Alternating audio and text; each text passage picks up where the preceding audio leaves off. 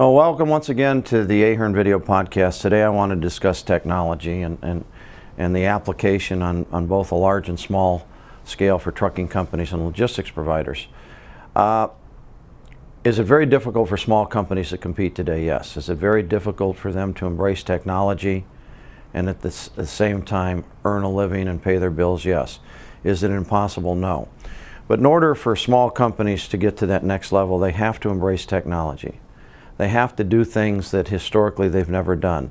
They need to do their research, but they need to be able to find ways to attract shippers. They need to find ways to attract good intellectual capital. And being a large company isn't always what it's cracked up to be. When you're with a super large company, you are an identity. You're a number. You're not a person in many instances. Oh, they can preach all day long that we have a great management team and we blah, blah, blah, blah, blah. But in most cases, they don't know who you are. They've never heard of you. And therefore, you're a statistics. Where with your small companies, if you have an owner that really cares about the people and you're a performer, you're going to be part of the team, you're going to be part of the family, and you're going to be able to grow with that company. But embracing technology is so important. I hear all the time that I can't afford to buy a sophisticated software system to track my cost. You don't need one. There's all kinds of systems out there. We have one, but I'm not trying to push it. But we can take your P&L statement, and within 30 days, every time you dispatch a truck, we're going to be able to tell you what rate you need to make a predetermined profit. We can also tell you within 5 seconds, this software will tell you whether you should take on 30 loads going to California or Utah and what kind of rate you need. And it also does a what-if scenario. For freight brokers, it further defines what kind of profit you're really going to make on a shipment, not what you think it's going to make. There are all kinds of programs like that put you ahead of the technology. You can load it in your laptop. If you have a salesman that goes out on the street, salesmen know how to do one thing: sell cost, not service, and not creating a difference. But you can load it into their laptop and the rates are automatically built in and they can't circumvent the rates. And if you're with a customer and you're doing the sales yourself, you can punch into your computer and right there you can say, this is the best I can do, blah, blah, blah, not I'll get back to you, because you've captured their attention.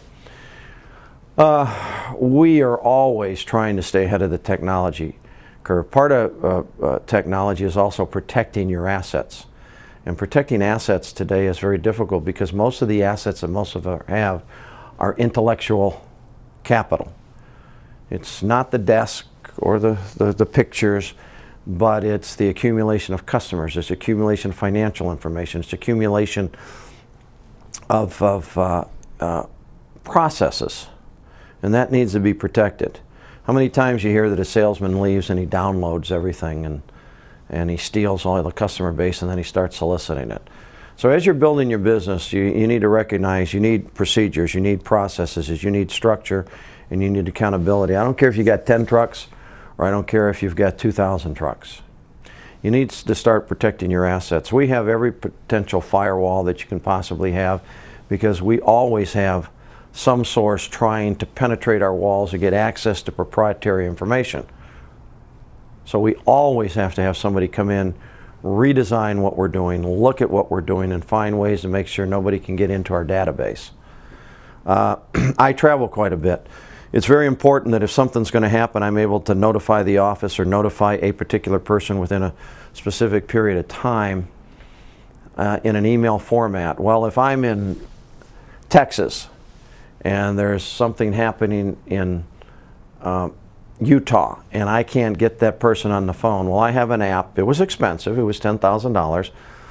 I push the app. I dictate into the app. I send it to the office. It's dictated. It's automatically sent by email.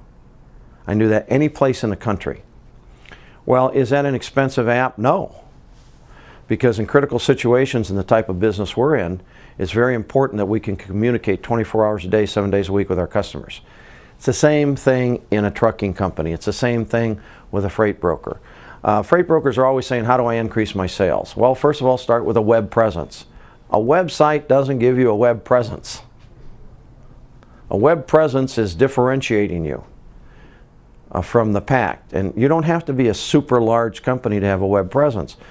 but it's how you attract the attention of the internet crawlers, how you attract the attention of the specific people that you want to go to. I stated that we started a newsletter in 1977. We had 300 readers. As of last Friday, we had 498,000 weekly readers. We started our podcast 2 years ago.